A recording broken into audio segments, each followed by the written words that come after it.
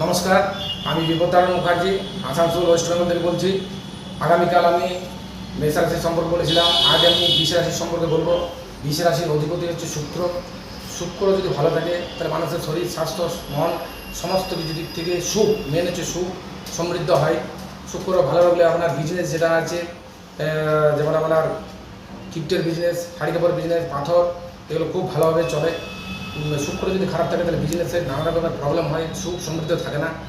আর আরেকটা যেটা বলে রাখি, কর্ম যেটা আছে, শুক্র যদি ভালো থাকে তাহলে কর্মক্ষেত্রে যেমন ধর্মগুরু, যাজক, পাণ্ডিত্য এগুলো হয়। তাছাড়া আপনার এই যেমন ফিল্ম স্টার, আর যারা ফ্যাক্টিংয়ে কাজ করে খুব ভালো নাম সুনাম হয়। অ্যাক্টিংয়ে সুনামের জন্য সবচেয়ে জরুরি যেটা আছে সেটা শুক্র কানেকশন না থাকলে কখনো অ্যাক্টিং দিতে পারে না।